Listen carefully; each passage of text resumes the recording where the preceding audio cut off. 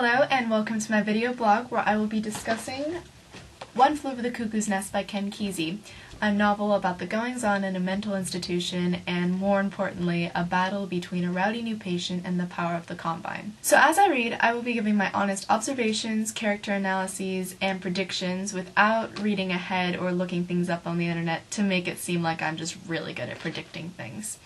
I'll be taking this a couple sections at a time, and after those few sections, I'll be making a video to discuss my progress.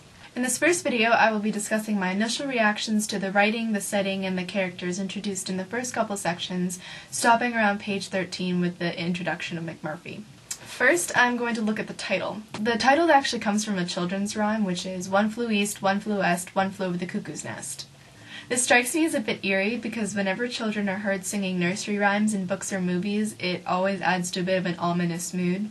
The first thoughts that come to my mind were the little girls from The Shining and the TikTok nursery rhyme from Doctor Who. However, it could also be contrasting something as serious as a mental institution with something lighthearted like a children's rhyme. In any case, the rhyme and the title are preparing the reader for the insanity of the inhabitants of a mental ward, or those who flew over the cuckoo's nest.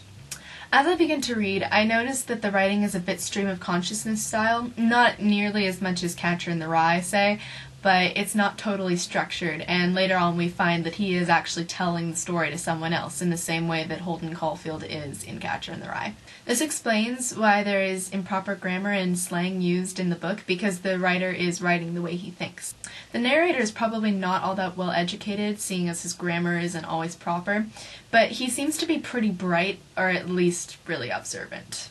6 characters are introduced in the first couple sections, one being the narrator Chief Bromden, or Chief Broom, as everybody calls him because he sweeps all the time. Bromden describes himself as a huge half-Indian who everybody believes is deaf and dumb. Okay, so this is something that confuses me about his character, because he obviously has his wits about him, but everybody believes, like I said before, that he is deaf and dumb. I don't understand why he's acting like this. Is it so he can observe the things around him without being questioned for it?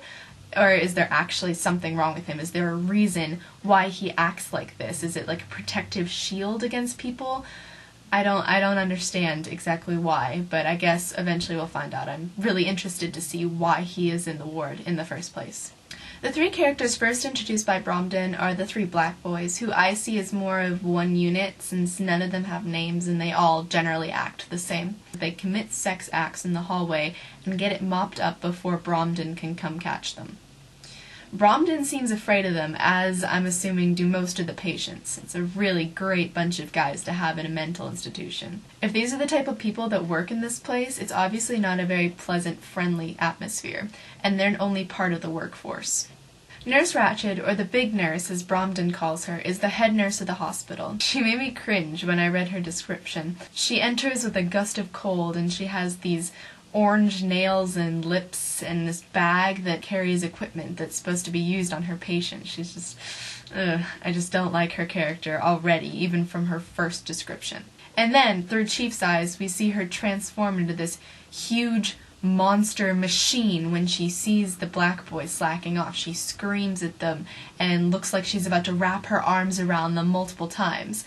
And then, right when the patients walk out, she goes back to being her doll-like, cold, calm self.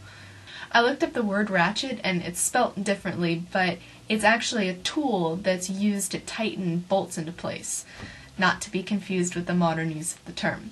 From what I've seen, Nurse Ratched is the type of person that will want everything exactly in its place, tightened right into where it should be.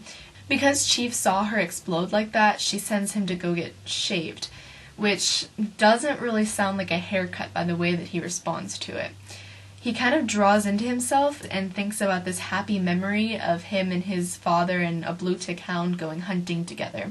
Everything gets really confusing after that point because he goes into the shaving room and kind of starts freaking out, and they turn on a fog machine for some reason. I don't really know why they would do that, but he's surrounded by fog at that point, and the memory that he was having of him and his father going hunting turns really bad as he thinks about the hound getting lost in the fog, and it's all full of fear in the same confused and scared state that he is in himself. After describing the hound, he sets up almost the entirety of the book, saying that he has got to tell people about what happened in the mental institution, no matter how scared he is. He closes with, "It's the truth, even if it didn't happen."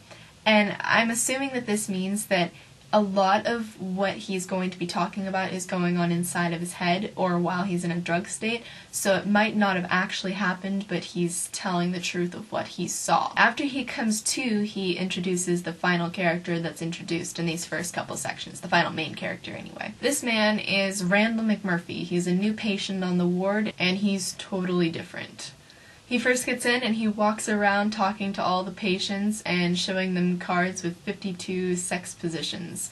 Normally, I wouldn't like his type of character. He's very rude, he's a self-professed gambler, he's sex-driven, he's dirty, he's just not normally a likable character. But in this scene, he's a welcome change. He's somebody that you really like having in there because he's real. He's such a contrast from the horrible, sterile, sedated setting that defines the mental institution. McMurphy is already showing a tendency to avoid what he's supposed to be doing. I'm pretty positive Nurse Ratched will try and force him to be like the other patients, but I also think she's not going to be able to. He's just such a free spirit, and seems so strong in his character that I don't think that she's going to be able to force him into this position that she wants him. So that's the end of my first video. I'm really enjoying the book so far, even though I'm only 13 pages in. But thank you for watching, and I'll catch you on the flip side.